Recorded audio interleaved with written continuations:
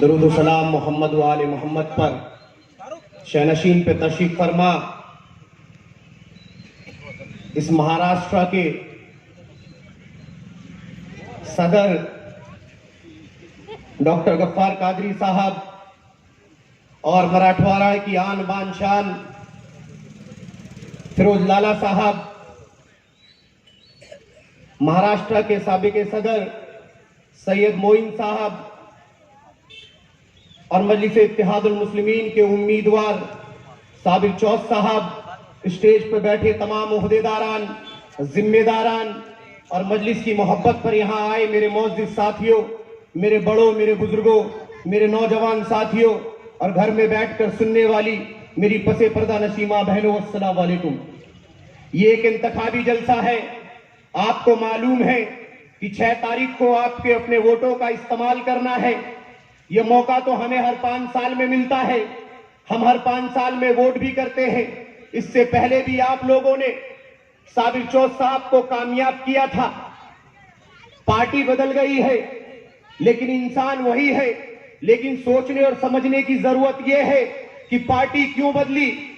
सत्ता की कुर्सी पे बैठने के बावजूद भी आखिर कोई इंसान क्यों अपनी कुर्सी छोड़ेगा और फिर क्यों किसी पार्टी से आकर नुमाइंदगी करेगा। आप नांदेड़ में रहते हो, आपको बाखूबी मालूम है कि नांदेड़ के हालात क्या है और मुल्क के हालात क्या है। आज मुल्क के मुसलमानों के हालात क्या है। आज हम लोग किस वजह से सड़कों पर हैं। आज हम किस लिए अपने हक की लड़ाई लड़ रहे हैं। आज क्यों हमारी मां बहनें अपने दूध पीते बच्चों को लेकर रोडों पर बैठी हैं और अपने हक और इंसाफ को मांग रही है। क्योंकि साबिर चौथ साहब को इस बात का मालूम हो चुका था कि मुल्क के अंदर नफरतों का जहर घुल चुका है। कोई भी पार्टी मुसलमानों की नुमाइंदगी नहीं कर सकती। कोई भी पार्टी मुसलमानों के हक और हुकूक की आवाज नहीं उठा सकती।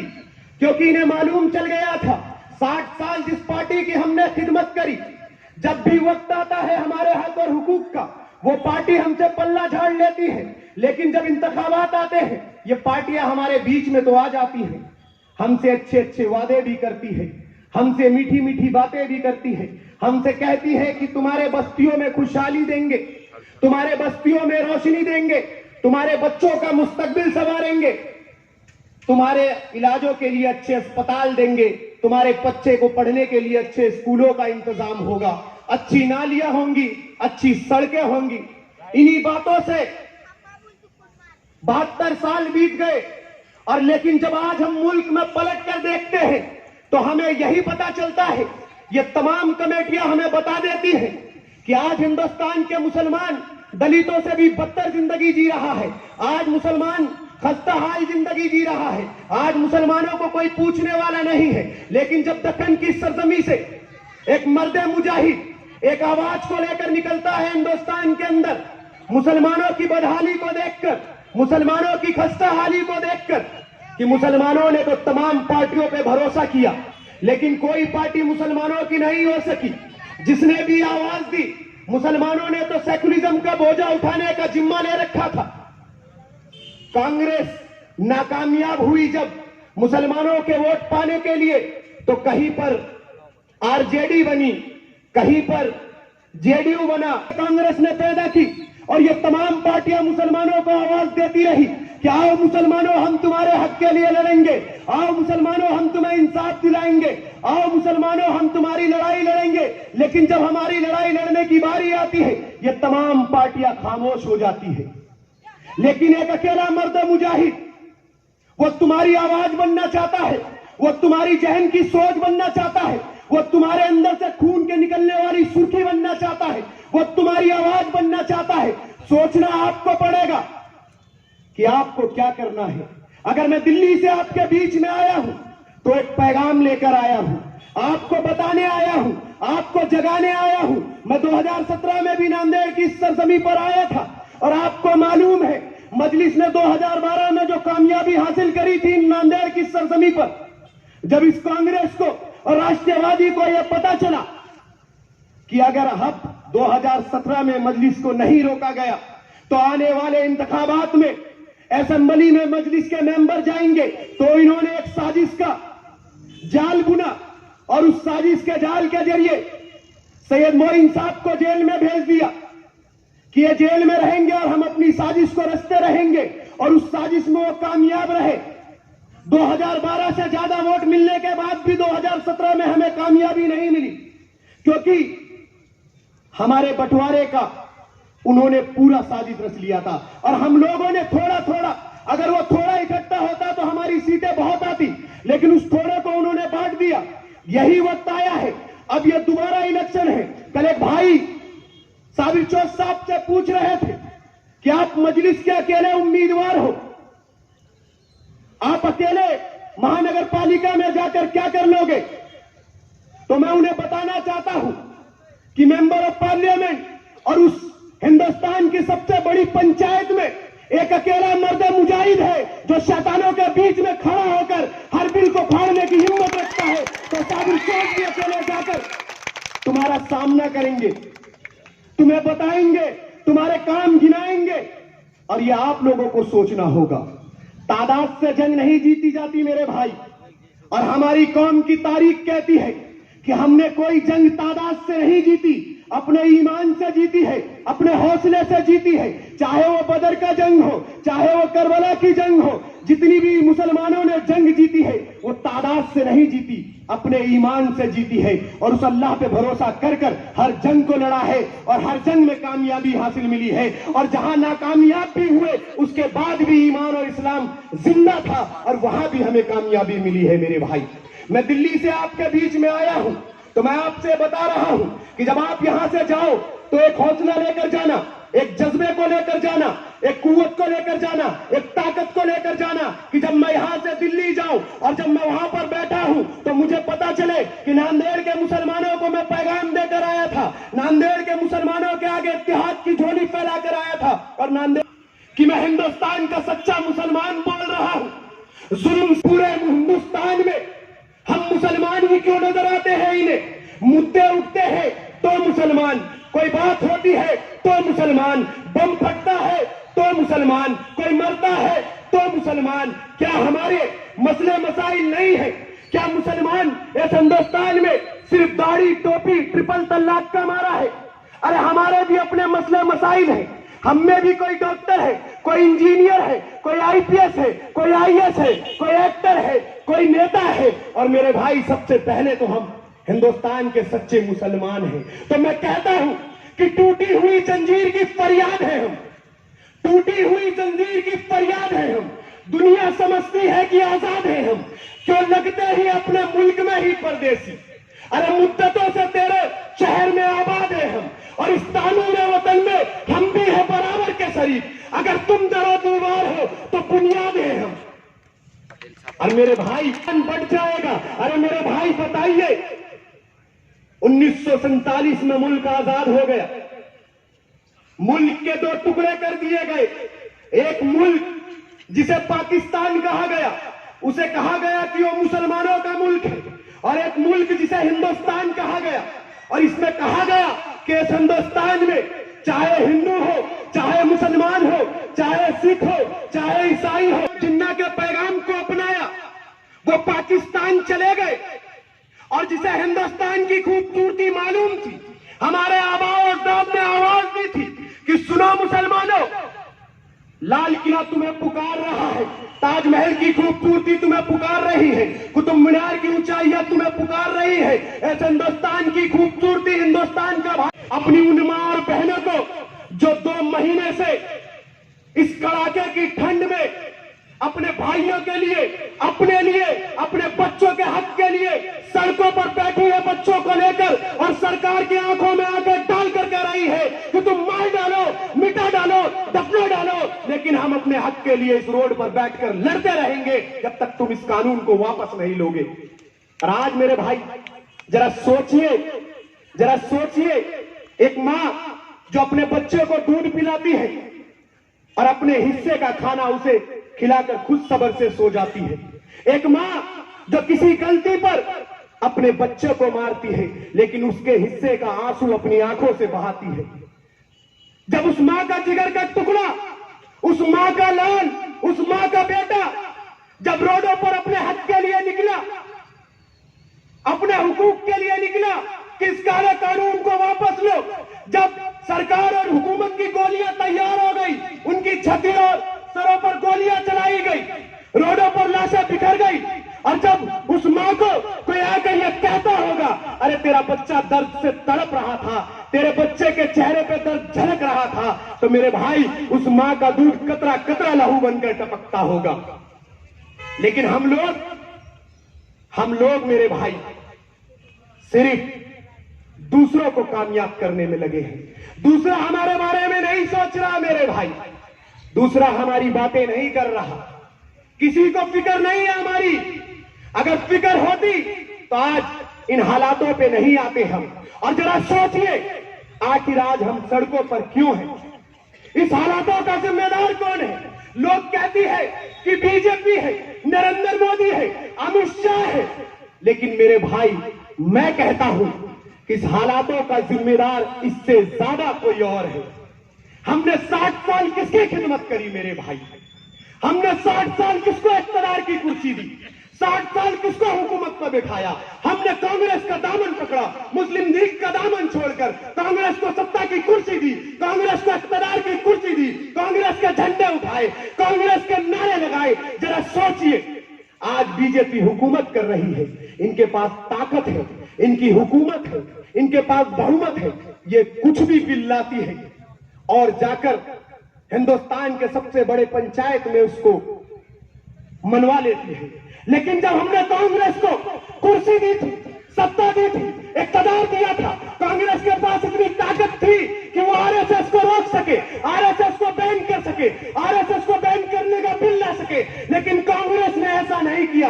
कांग्रेस ने उनको इतनी शक्ति दी कि मुसलमानों को सताओ, मुसलमानों को डराओ, मुसलमानों को इतना डराओ कि वो हमारे पीछे चलते रहे। और जो 1990 में जिस बीजेपी के पास 2 सीटें हुआ करती थी, वो बीजेपी उस ताकत, आरएसएस की ताकत से 2 सीटों से 282 पर आई, 282 से 350 पर आई। कौन लेकर आया मेरे भाई? आप लोग लेकर आए, आप लोग लेकर आए बीजेपी को। हाथ खड़े करके बताइए, आप लेकर आए क्या बीजेपी को? इसको रोकने का काम किया है। और जब आज कि देखो हिंदुस्तान खतरे में है, सेकुलरिज्म खतरे में है, भाईचारे को कायम रखना है। अरे 60 साल तुम्हारी खिदमत करी। मैं आपको एक कहानी सुनाता हूं।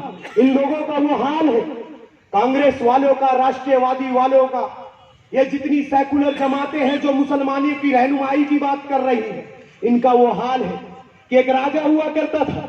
एक राजा ने 10 कुत्ते पाल रखे थे, और कोई भी वजीर उसे गलत सलाह देता तो राजा उन्हें कुत्तों के आगे फेंक देता और कुत्ते उसे चीड़ फाड़ कर खा जाते। तो एक बार एक वजीर जाता है, राजा को मशवरा देता है, सलाह देता है। राजा को समझ में नहीं आता। राजा कहता है कि इसे भी कुत्तों के पास फेंक दो। वजीर कहता है, सरकार 10 साल आपकी खिदमत करी है, आपने 10 मिनट में मुझे मौत की सजा सुना दी, कम से कम मुझे 10 दिन जीने की मोहलत तो दे दो, फिर उसके बाद आप मुझे भले कुत्तों के आगे फेंक देना। राजा तैयार हो जाता है और वो वजीर जाता है कुत्तों के मालिकों के पास और कुत्ते के मालिक से कहता है कि भाई मुझे 10 दिन में मार दिया जाएगा, मुझे 10 दिन इन कुत्तों की खिदमत करने का मौका दो। कुत्ते के मालिक मान जाते हैं। वजीर उन कुत्तों को 10 दिन तक खिलाता है, पिलाता है, नहलाता है, उनकी खिदमत करता है। 10 दिन बीत जाते हैं। राजा कहता है, इस वजीर को कुत्ते के आगे फेंक दो। अब राजा हैरान, राजा परेशान, अरे कुत्ते तो काट नहीं रहे, कुत्ते इसके तलवे चाट रहे हैं, कोई इधर से चाट रहा है, कोई उधर से चाट रहा है। तो वजीर कहता है कि सरकार, मैंने 10 साल आपकी खिदमत करी, आपने मुझे 10 मिनट में मौत की सजा सुना दी। आपसे अच्छे तो कुत्ते हैं, इनकी 10 दिन खिदमत करी और इन्होंने मेरी जिंदगी पकड़ दी। मैं कहना क्या चाह रहा हूं, मैं कहना क्या चाह रहा हूं कि मेरे भाई 60 साल हमने इनकी खिदमत करी, 60 साल इनको इख्तियार की कुर्सी दी। अरे इनके नुमाइंदों से अच्छा घर में कुत्ते पाल लेना, वो वफादार हो जाएंगे, लेकिन ये वफादार नहीं हो सकते मेरे भाई, वफादार नहीं हो सकते। साबिर चौथ साहब की कुर्बानियों का सलाम करिए। भले ही इन्होंने उनका झंडा उठाया, उनके नारे लगाए, लेकिन जब इन्हें समझ में आ गया कि मिल्लत और कौम के दर्द को कोई पार्टी नहीं समझ सकती, मिल्लत और कौम के दर्द को कोई समझ सकता है तो एक वाहिद शख्स बैरिस्टर असदुद्दीन ओवैसी है। अगर मिल्लत और कौम के दर्द को कोई खत्म कर सकता है तो वाहिद जमात मजलिस इत्तेहादुल मुस्लिमीन है, और इनकी कुर्बानियों को सलाम है मेरे भाई। आज आप देख लीजिए, इसी महाराष्ट्र के अंदर मैं आज पढ़ रहा था कि अजीत पवार साहब ने कहा, जानते हैं अजीत पवार को, पाठिंबा वाले अजीत पवार जिन्होंने पाठिंबा दे रखा है नांदेड़ में, उन्होंने कहा कि मैं असेंबली के अंदर हम लोग सीए का प्रस्ताव पेश नहीं करा सकते क्योंकि हमारी सरकार मिली जुली सरकार है। उद्धव ठाकरे कहता है कि हम सीए का समर्थन करते हैं लेकिन एनआरसी को महाराष्ट्र में नहीं आने देंगे। अरे भाई, इनके आका बैठे हैं, वो टकला अंदर बैठ के कुछ भी कर सकता है, पावर, कुर्सी। अब जरा सोचिए, ये मिली भगत सरकार, इनको यही नहीं मालूम, ये हमारी रहनुमाई की बात कर रहे हैं। तो मैं कहना चाहता हूं कि सत्तार साहब, अगर आप मुस्लिम रहनुमा हैं, अगर आप नांदेड़ की आवाम की आवाज सुन रहे हैं, नांदेड़ की आवाम सड़कों पर बैठी है साइन बोर्ड बनाकर, तो आप आइए और कांग्रेस से कहिए कि असेंबली में जाकर प्रस्ताव पेश करो, नहीं तो मैं पार्टी छोड़ दूंगा, मैं तुम्हारी टिकट से नहीं लड़ने वाला। तो मैं कहता हूं हम तुम्हारा समर्थन करेंगे। इनके बस की नहीं है मेरे भाई, इनके ऊपर इनके आका की जुबान चलती है, इनके ऊपर उद्धव ठाकरे बोलेगा, इनके ऊपर अजित पवार बोलेगा, इनके ऊपर शरद पवार बोलेगा, इनके ऊपर राहुल गांधी बोलेगा, लेकिन हमारे ऊपर कोई बोलने वाला नहीं, क्योंकि हम किसी की सुनते हैं तो उस पाक परवरदिगार की सुनने वाले हैं मेरे भाई। हम लोग किसी से डरने और घबराने वाली जमात नहीं है मेरे भाई। और मैंने कहा था कि आज ये लोग हमें कमजोर समझ रहे हैं, आज ये लोग हमें मिटा देना चाहते हैं, हमें खत्म कर देना चाहते हैं, हमारे ईमान को कमजोर कर देना चाहते हैं, क्योंकि आरएसएस का प्रमुख ये कह चुका है कि हिंदुस्तान में रहने वाला सभी लोग हिंदू हैं। अरे हम अपने ईमान को मानते हैं, हम अपने इस्लाम को मानते हैं, तुम कुछ भी हो, हमें तुम्हें नफरत नहीं, हमें तुमसे। अरे कम से कम हमारे ईमान के ऊपर बात मत करो, तुम्हें नहीं मालूम है हमारे बारे में, तुम हमारी तादाद को मत भेजो, तुम चाहे 80 हो चाहे हम 20 है। मैं उस दौर को याद दिला देना चाहता हूं कि सुनो अमित शाह, सुनो नरेंद्र मोदी, एक कुफ्फार भी था जिसे ये लगा था कि 313 दिन बढ़ाने निकले हैं, दीन को बचाने निकले हैं। ये 313 क्या कर लेंगे? कुफ्फार कहता है रस्सियां तैयार कर लो, 313 तो है, रस्सियों में बांधकर काबतुल्लाह के आगे लटकाएंगे और लोगों को बताएंगे कि ये लोग दीन बचाने निकले थे, ये लोग ईमान फैलाने निकले थे। लेकिन कुर्बान जाइए उन 313 के जज्बों को मेरे भाई, जिस्म पर चींच थे, पेट अतड़ियों से लगी थी, खजूर चूस कर रोजा खोलते थे, खजूर चूस कर सेरी करते थे। लेकिन कुर्बान जाइए वो 313 8 तलवार 2 ऊंटों के साथ निकले थे। जब लोगों ने कहा कि कुफ्फार के 1000 लश्कर का सामना तुम कैसे कर सकते हो, अरे उनके पास ताकत है, उनके पास हाथी है, उनके पास घोड़े हैं। लेकिन 313 ने कहा था अरे न तीर पर, न तलवार पर, न भाले पर, हमें भरोसा है इस काली कमली वाले पर। और मेरे भाई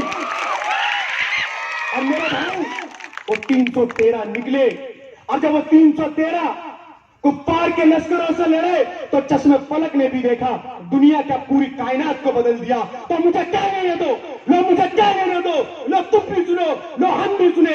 एक बात सुनाने आया हूं, मजलिस में ताकत है 313 की, अरे जालिम तुझसे लड़ाने आया हूं। लड़ाओगे? हाथ खड़े करके बताओ मेरे भाई, लड़ाओगे? मेरे बड़े भी सुन रहे हैं, लड़ाओगे?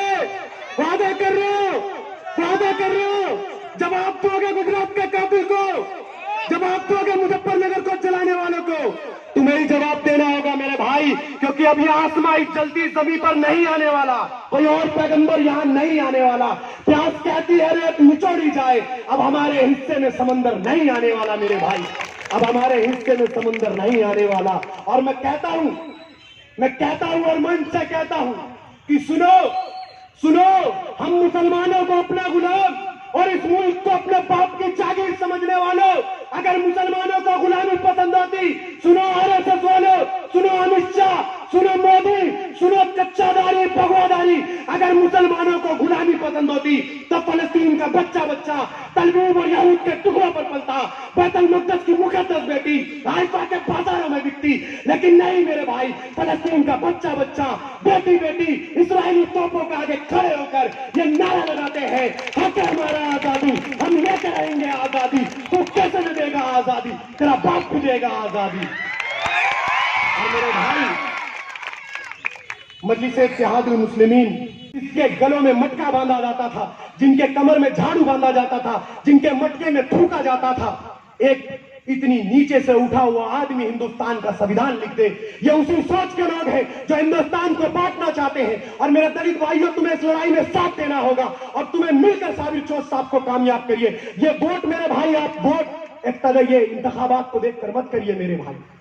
ये लड़ाई आप एक सीट की लड़ाई समझ रहे होंगे, आपको लग रहा होगा कि वार्ड नंबर 13 में इलेक्शन चल रहा है, लेकिन पूरे हिंदुस्तान की नजर नांदेड़ पर है और वो देखना चाहते हैं कि मुसलमान इस बार पार्टी को देखकर वोट करेगा या सीए के विरोध में करेगा या एनआरसी के विरोध में करेगा। मेरे भाई, ये इलेक्शन आपको ये वोट करना है तो सीए के विरोध में करिए, एनआरसी के विरोध में करिए। और यकीनन मैं कह सकता हूं, साबिर चौथ साहब आपके बीच में बैठे हैं, न जाने आपने कितने सालों से इन्हें कामयाब किया है, इनकी खिदमत आपके बीच में है। मैं यकीनन कह सकता हूं, जो काम ये करते आए हैं, मजलिस में आए हैं, अल्हम्दुलिल्लाह मैं यकीनन कह सकता हूं कि जो काम इन्होंने पिछला किया उससे भी अच्छा काम आपके बीच में करेंगे मेरे भाई। आप देंगे साथ मेरे भाई। ये खामोश मिजाजी तुम्हें जीने नहीं देगी। इस जमाने में जीना है तो कोहराम मचा दो। आज मेरी आवाज के साथ आवाज मिला दो। कौन कौन देगा बुलंद आवाज में? कौन कौन किसको वोट दोगे? किसको? पतंग को दोगे जवाब ना? पतंग को वोट दीजिए मेरे भाई। अपने हक के लिए खड़े होइए। बैरिस्टर असदुद्दीन ओवैसी साहब के हाथों को मजबूत करिए। आज देखिए मजलिस किसकी जमात है मेरे भाई। डॉक्टर गफ्फार कादरी साहब बैठे हैं, महाराष्ट्र के वर्किंग प्रेसिडेंट है, सदर है, लेकिन अल्हम्दुलिल्लाह इनकी सादगी देखिए, इनकी सलाहियत देखिए। इनको मेरे भाई क्या सत्ता का लालच है, इन्हें क्या कुर्सी का लालच है? अरे मेरे भाई, औरंगाबाद की आवाम ने 80,000 वोटों से नवाजा। जैसे नांदेड़ के अंदर साजिशें रची गई मजलिस को नाकामयाब करने के लिए, उसी तरीके से डॉक्टर साहब 80,000 वोट लेकर भी नाकामयाब हो गए। क्यों मेरे भाई? वो नहीं चाहते आपके लोग ऐवानों में बैठे। इस इंसान को देखिए आप, कितनी सिंपलिसिटी, कितनी सादगी, लोगों से मिलने का नजरिया। ऐसे लोग मजलिस वाले हैं मेरे भाई। मैं दिल्ली से आया हूं, मैं चाहता तो मेरे भाई मैं किसी का भी झंडा उठा सकता था। मुझे अगर सियासत करनी होती, इक़्तिदार की कुर्सी का लालच होता, तो मैं आप पार्टी में शामिल हो सकता था, मैं कांग्रेस का झंडा उठा सकता था। लेकिन मुझे सियासत नहीं करनी, मुझे इक़्तिदार की कुर्सी का लालच नहीं है। मैंने अपने कौम के दर्द को समझा है, उसे पहचाना है, और मुझे मालूम है अगर मेरे कौम के दर्द को कोई कम कर सकता है तो वही जमात मजलिस इत्तेहादुल मुस्लिमीन है मेरे भाई। आप लोग बहुत बड़ी आबादी में रहते हैं मेरे भाई। मैं जिस इलाके से आता हूं आप सोच भी नहीं सकते। कल उत्तर प्रदेश का वो आतंकवादी हमें कहने वाला, कभी उसको समझ जाए। योगी आदित्यनाथ मेरे इलाके में आ रहा है, तो सोचिए मैं किस जगह से आया हूं। योगी आदित्यनाथ वहां पर आए, आडवाणी वहां पर आए, राजनाथ वहां पर आए, ऐसी आबादी में रहता हूं मेरे भाई। उसके बाद में खड़े झंडे को उठाकर डोलता हूं, लहराता हूं। किसी माई के जने में हिम्मत नहीं होती, क्योंकि मेरे भाई मजलिस डरने और घबराने वालों की जरूरत नहीं है। क्या डरने और घबराने की जरूरत नहीं है मेरे भाई। हौसला करिए, हिम्मत करिए, तुम्हारे जज्बों को सलाम है। मैं नांदेड़ आया था, आवाम की मोहब्बत देखी थी। मैं यकीन कर रहा था कि शायद एक इनकलाब आएगा नांदेड़ में, लेकिन इस कांग्रेस ने साजिश के जरिए इस इनकलाब को रोक दिया। अब एक एक सीट आपके बीच में साबिर चौथ साहब लड़ रहे हैं मेरे भाई। मैं आप लोगों से गुजारिश कर रहा हूं कि साबिर चौथ साहब आप बनिए। मैं अपने बच्चों से गुजारिश कर रहा हूं, नौजवानों से गुजारिश कर रहा हूं कि अपने यार दोस्त को बोलिए, अपने परिवार वालों को बोलिए, पड़ोस में जाइए, वक्त कम है, साबिर चौथ आप बनिए मेरे भाई। ये जिम्मेदारी मैं आपको दे रहा हूं कि आपको इलेक्शन लड़ रहे हो, आप तमाम लोग साबिर चौथ हो, सिर्फ अकेला एक इंसान कुछ नहीं कर सकता मेरे भाई। वक्त कम है और हमारे बीच में शहीद मोइन साहब बैठे हैं। मैं कल फिर आपके बीच में हूं इंशाअल्लाह।